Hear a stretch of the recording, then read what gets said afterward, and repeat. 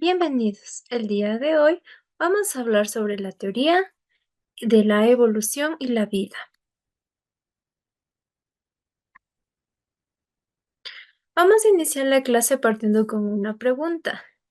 ¿Por qué los individuos de una misma especie son diferentes entre sí?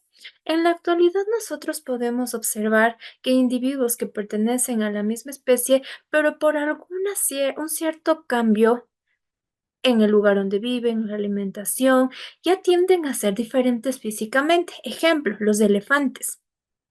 Nosotros sabemos que hay elefantes en África y hay elefantes en Tailandia, pero los elefantes africanos son mucho más grandes, son mucho más fuertes, las orejas son más grandes, su color es más opaco, mientras que los elefantes tailandeses son más pequeños, un gris más pálido, sus colmillos son más pequeños. ¿Por qué si son de la misma especie existen estas diferencias dentro de cada individuo?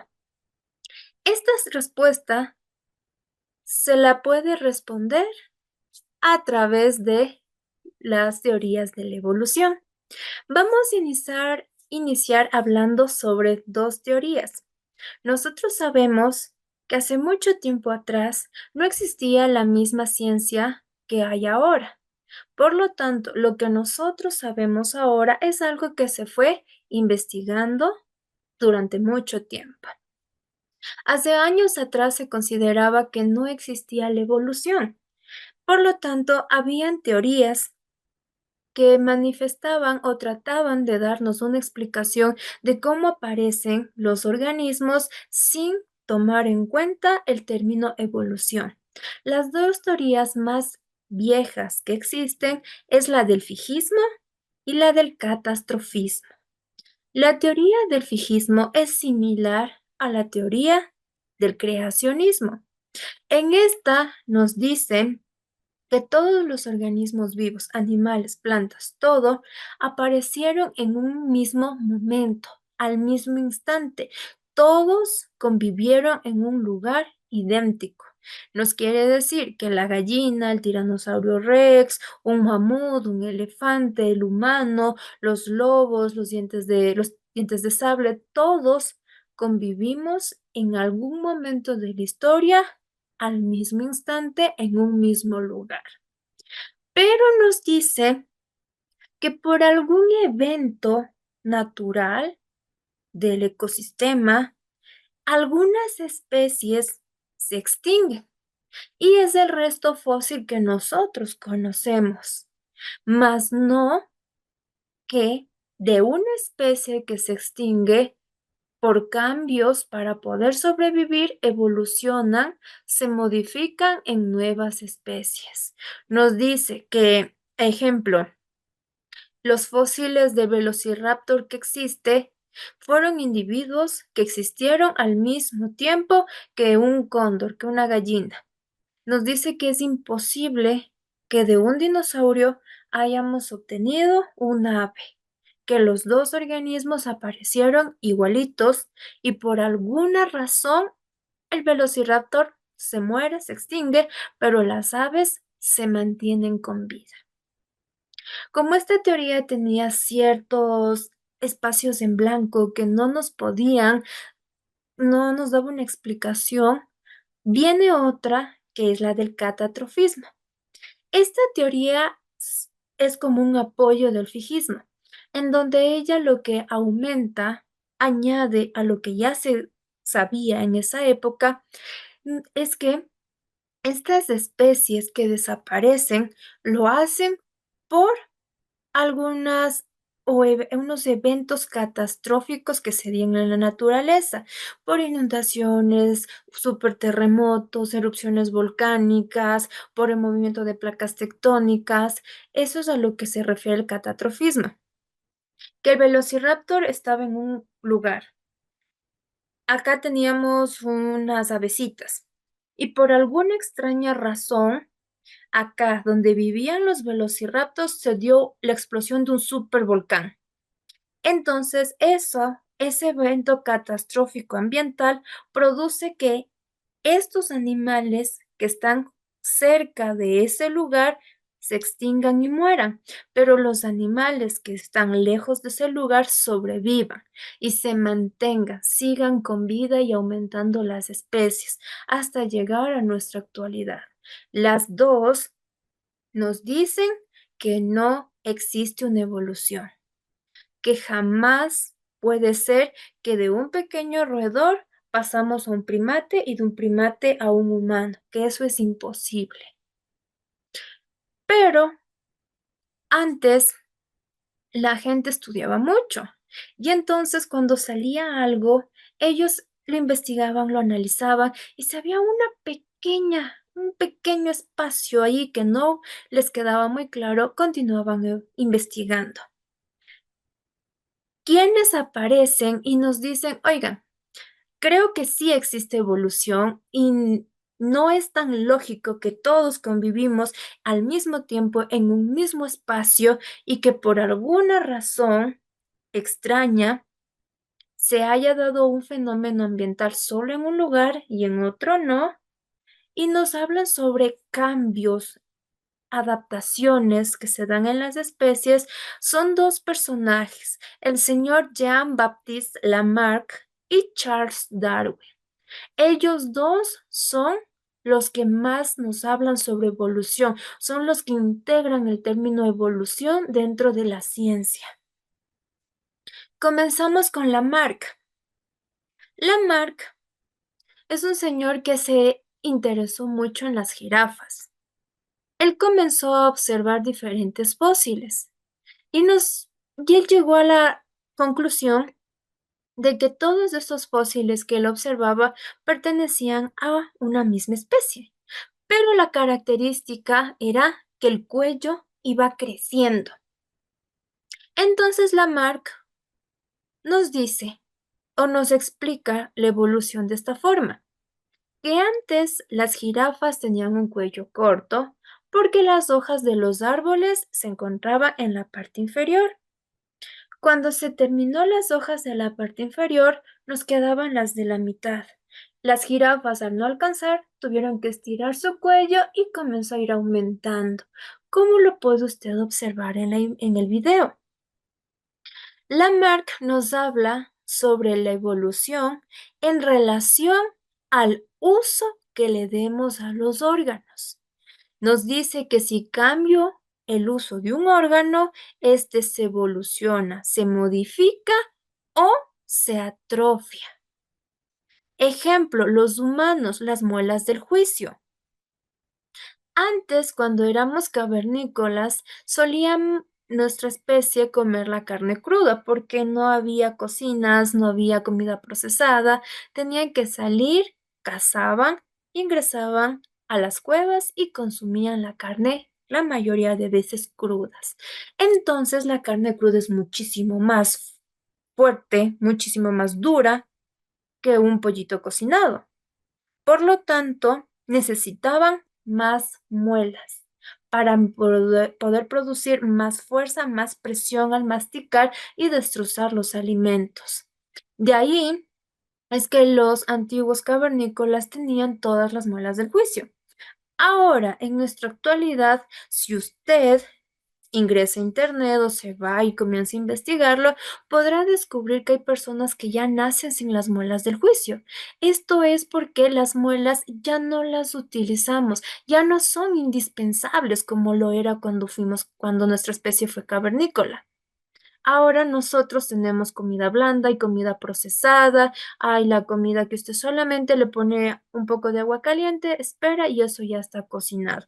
E inclusive ahora hay bebidas que le dicen consuma este vasito o esta botella y equivale a un almuerzo entero. Ya no se utiliza tanto los dientes como en la época de los cavernícolas. Eso es lo que nos habla Lamarck. Todos nuestros órganos tienden a modificarse en relación al uso que lo demos. Si lo usamos de alguna forma diferente, se modifica. Si dejamos de utilizarlos, se atrofian y desaparecen. Nos dice que todos los órganos modificados son transmitidos a los descendientes. Ahí viene uno de los primeros errores de Lamarck. Lamarck nos decía, la jirafa estiró su cuello y ¡pum! Así, mágicamente todas las jirafas comenzaron a nacer con cuello más largo, por el hecho de que uno haya cambiado. Es lo que decía Lamarck, con que uno cambie, todos van a cambiar y van a nacer con esa nueva característica. Por última idea, nos dice transformación de organismos simples a organismos mucho más complejos, de una forma continua y gradual. Ahí, con ese último postulado, Lamarck nos explica que existe la evolución, que los organismos que nosotros encontramos como registro fósil son especies que fueron modificándose de poquito en poquito hasta llegar a ser las especies que ahora nosotros conocemos. Y con esto desmiente al fijismo y al catastrofismo. Pero como lo mencioné, Lamarck nos hace ver la evolución muy fácil. Una jirafa estiró su cuello, todas las jirafas nacieron con cuello largo. Muy fácil, ¿verdad? Charles Darwin aparece para decirnos, oigan, no fue tan fácil. No es que una jirafa estira y todas nace, no es que un humano ya no nace con malas del juicio y toda la especie humana mágicamente ya no tiene esta característica. Él nos dice que la evolución es un proceso mucho más complejo de lo que Lamarck nos explica. Charles Darwin vino a Galápagos en un viaje.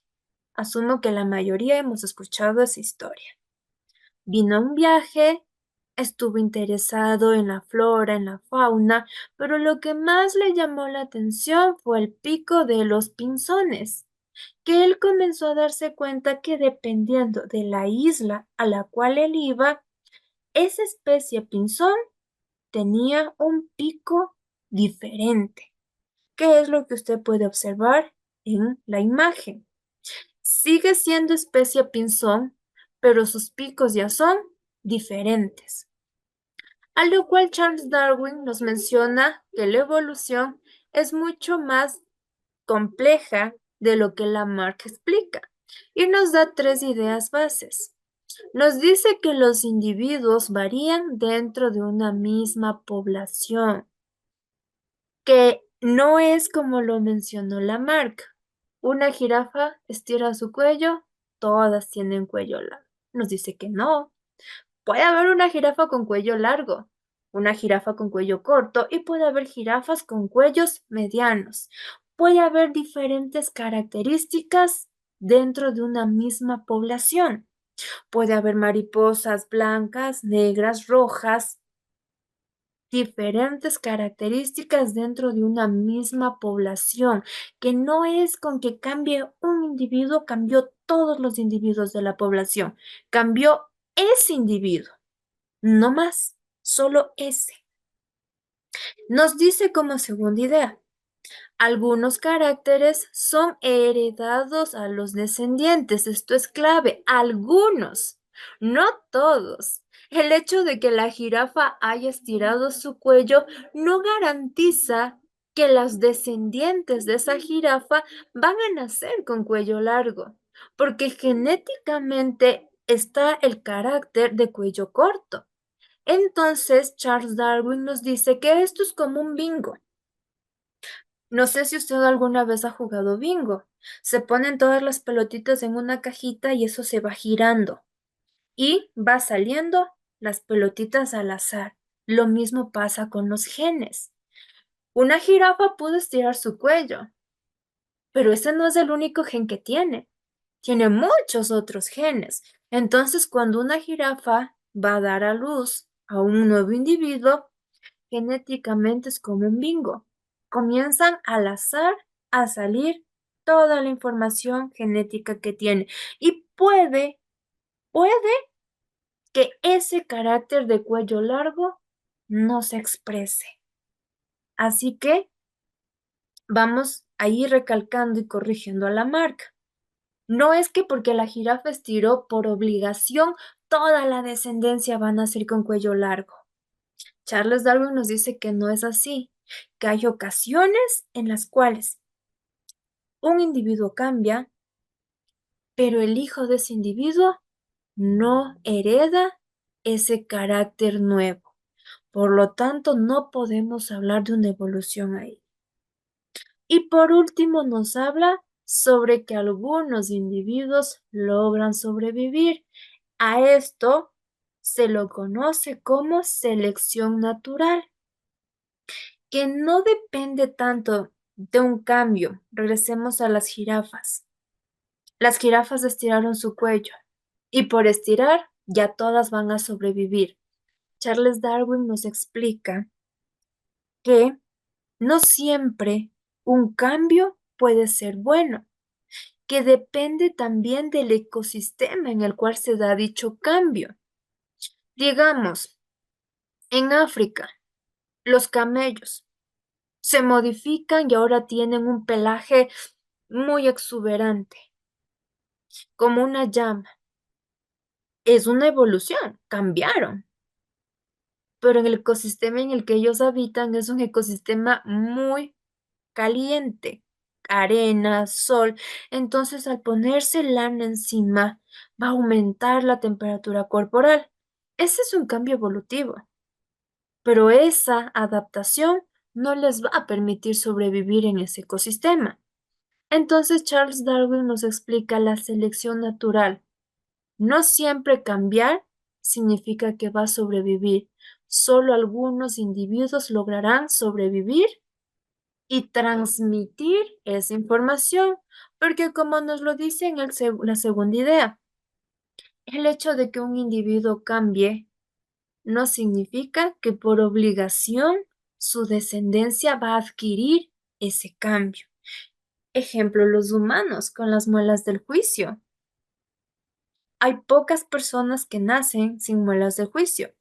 Y hay ocasiones en las cuales mamá, papá, sí tuvieron las muelas del juicio, pero por alguna razón de sus 3 hijos, solo uno no tiene las muelas del juicio. Esto es al azar. La evolución es algo que se demora mucho tiempo en poder realizarse. La selección natural nos da 4 características. La primera nos dice que para que un organismo pueda sobrevivir, el más apto, se debe dar una lucha o competencia. ¿Por qué se va a luchar? Por alimento, por un nicho ecológico, un hábitat donde dormir, donde desarrollarse, donde reproducirse. Y el tercero, una pareja para poder tener descendencia. Nos dice que también la selección natural depende de la variación. Esto se encuentra relacionado al ambiente en el que se desarrolla el individuo. Si usted observa el video que está en la esquina superior derecha, nos vamos a dar cuenta que hay 3 troncos y se acercan volando 3 polillas y viene un ave a comérselas. ¿Quién es la que sobrevive? La polilla de color oscuro. No porque esa polilla sea una super polilla, sea wow, un gran depredador. Es una polilla igualita que las otras dos.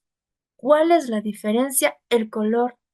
Al ser de un color negro, se pudo camuflar mejor en los troncos y así los depredadores, las aves, no la visualizaron, no se la comieron y sobrevive. La supervivencia de una especie también depende del ecosistema en el que se desarrolle.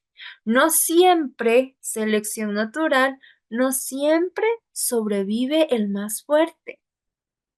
Hay ocasiones en que la naturaleza nos juega y no sobrevive el más fuerte, sino simplemente el que tuvo un carácter que le permite camuflarse, esconderse o sobrevivir, adaptarse al ecosistema en el que.